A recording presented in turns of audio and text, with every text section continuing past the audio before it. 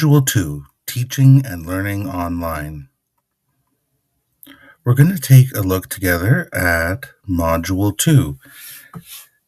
The introduction helps you understand what is teaching and learning online. Your objectives for this module: describe and define common themes in teaching and learning online, including web-based course content, computer-mediated learning, virtual schools, blended learning, emergency remote teaching, etc. Discuss some of the driving forces behind the use and creation of online course content. Describe the different learning environments in which web-based course content is being used. Explain the importance and impact of creating a sense of community in online learning environments. Discuss some of the pragmatic and pedagogical implications of the use of web-based course tools within a variety of classrooms. Become familiar with a wide variety of web-based teaching and learning tools. Become aware of some of the pedagogical implications of these web-based teaching and learning tools. And conduct research into current pedagogical practices and trends in teaching and learning online. Next up, we'll look at the media. As you review these web-based tools, think critically about what you're learning. Does the tool solve a teaching problem, or does the tool create a new problem?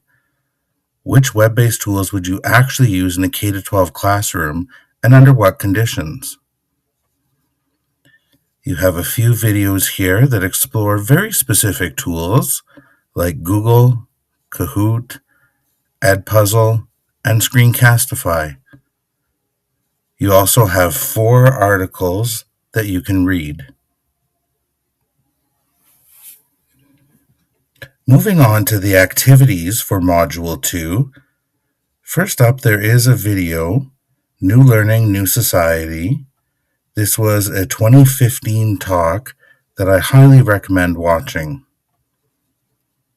Next, read through the 2025 research report, The State of the Nation, K-12 e-learning in Canada, with a specific focus on the executive summary, introduction, and the piece about Alberta. Next, read about the newest trends shaping education 2025. Next, I ask you to read through a few articles about learning theories and explore different pedagogical theories offered. For example, we've got behaviorist, cognitivist, constructivist, connectivist. Which resonates the most with your own beliefs? Which is most closely aligned with contemporary educational philosophies? And, most importantly, which lends best to online learning? Next, as part of your activities, is to actually participate in the discussion forum for this topic.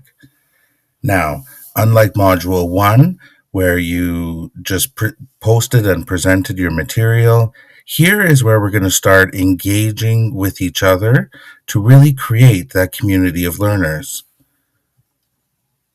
Some questions to help you get started.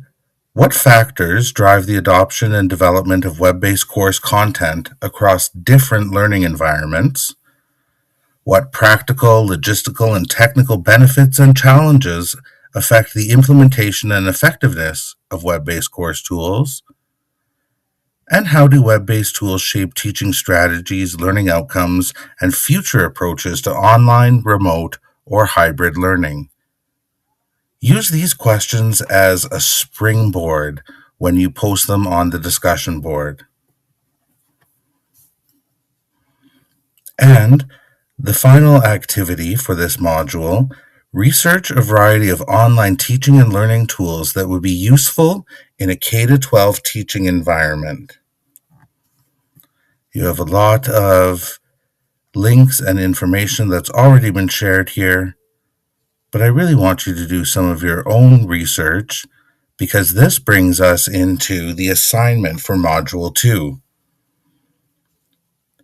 For this assignment, I am asking you to critically evaluate a variety of web-based tools that have teaching and learning applications and prepare a research paper for submission. I want you to examine at least 5 different online teaching and learning tools that would be useful for a K-12 educator to have available in either a face-to-face setting or a fully online environment. I want you to offer an overview and critique of each tool as it relates to what you know and understand about online teaching and learning. Now, through the review, I want you to focus not just on the technology, but on the pedagogy. You will have to use research around pedagogical practices to back up and support your review of the tool. My best piece of advice that I can offer in order to limit the scope of your paper, it could be organized in one of these ways. Around a cluster of tools, for example, you could explore a number of video creation tools, communication tools, reference tools, etc. Or it could be centered around a host of tools that work in tandem with each other. For example, all tools located within a specific learning management system. Or finally, one way you could organize would be around tools useful for a specific grade or subject area. For example, elementary art, senior high chemistry, etc. Make a good choice about which tools you study, because this will become important as we move into our future modules and our future assignments. Although you should focus on the content of the paper, not necessarily the length, the average paper will end up being about 6 to 8 pages, including your references. There is a sample review here that you can use as an exemplar. This is just one way that you could discuss the use of the online tool, but if you're stuck and looking for some help, I always recommend checking out the exemplar. As before, you will see the assignment rubric is here at the bottom of the page.